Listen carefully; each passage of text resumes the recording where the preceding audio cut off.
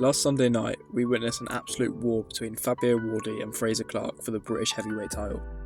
When I was sat in awe of this absolute bloodbath, I couldn't help thinking whether this is the best British heavyweight title fight in recent memory. So let's find out.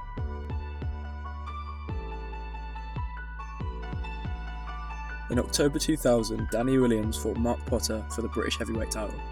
This one is more of an honourable mention because it is purely for one of the most ridiculous finishes in boxing history.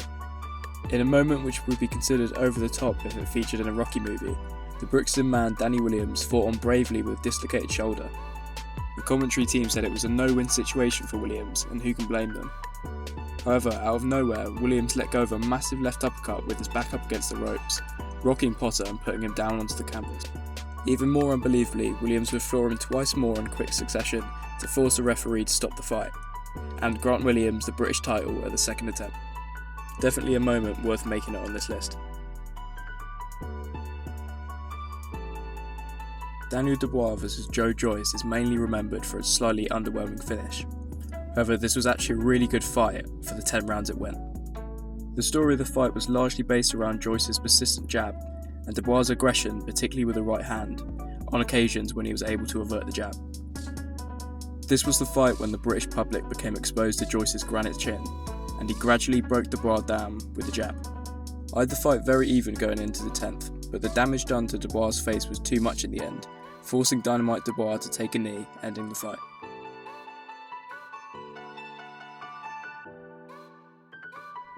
Joyce went on to climb the rankings with a great win over Joseph Parker. However, this was followed up by 2 devastating defeats to Zhilei Zhang, leaving him in a position where he now has to rebuild his career. For Dubois, he was able to pick up the WBA regular title, giving him a shot at Alexander Usyk, where he was once again forced to take a knee. However, a recent victory over Jarrell Big Baby Miller has redeemed him, interestingly putting him in a stronger position than Joyce at the moment.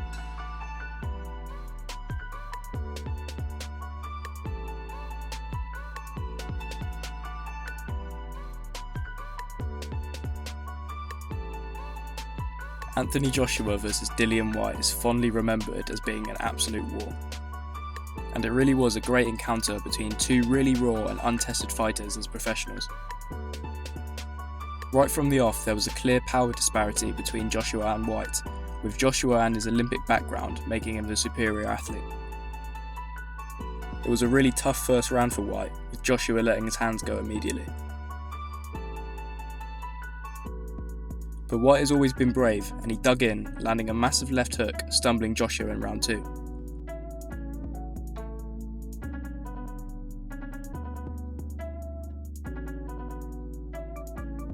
He also finished the round strong, landing some hellacious body shots. Round 3 was strong for Whyte once again, but Joshua began to work his way back into the fight in round 4, and he grabbed back the initiative from that point onwards. Joshua would land a massive right hook in round 7, stumbling Whyte. Instead of holding, the inexperienced Whyte looked to reply.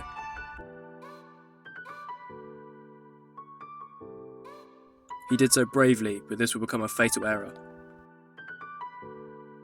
Joshua continued to stalk Whyte around the ring, eventually backing him up and landing the fight-ending uppercut. But credit to both, this was a proper slugfest that kicked off both men's careers.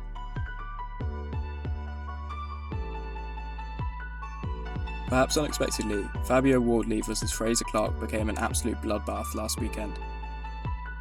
Wardley was a heavy favourite going in, with many discounting Fraser's amateur pedigree in favour of Wardley's professional experience. However, it was Clarke's amateur experience that allowed him to outbox Fabio for many of the opening rounds. However, Wardley's aggression would pay off, putting Clarke on the canvas in the 5th round. And Clarke also had a point off in the 7th for a low blow, making the scorecards very interesting.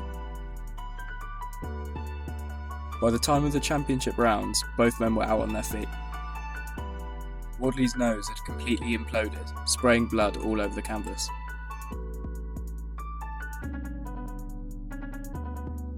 Fraser came on strong in the final round, looking to secure the finish. But Wardley had absolutely no quit in him, and he was determined to hold on to his British strap. Clark had success with the uppercut all night, but he was unable to put Wardley down. In a fight where momentum swung back and forth, both men deserved to see the final bell.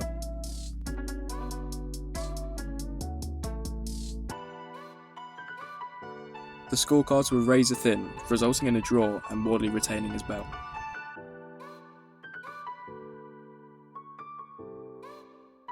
Now, some of you may be thinking that this fight wasn't for the British title, to which I'd say, I don't care. But in all seriousness, it was supposed to be, and it was only because the build-up was so eventful that it wasn't.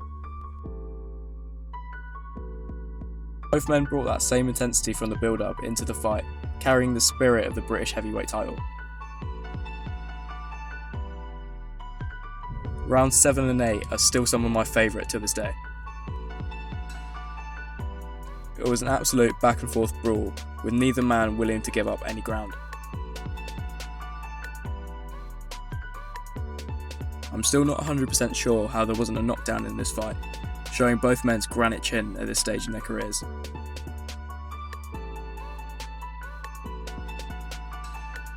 It's so rare to see two heavyweights trade in this manner. And if you weren't a fan of Dillian Whyte or Derek Chisora going into this fight, then you certainly would have been afterwards.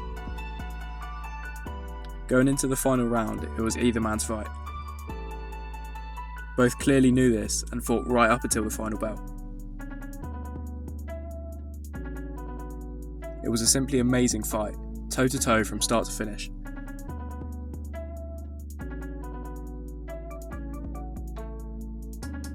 In the words of Adam Smith on commentary, savage, brutal, beautiful brutality. I can't put it any better than that. So I really hope you enjoyed this video. Let me know if you agreed or disagreed in the comments below, and I'll see you soon.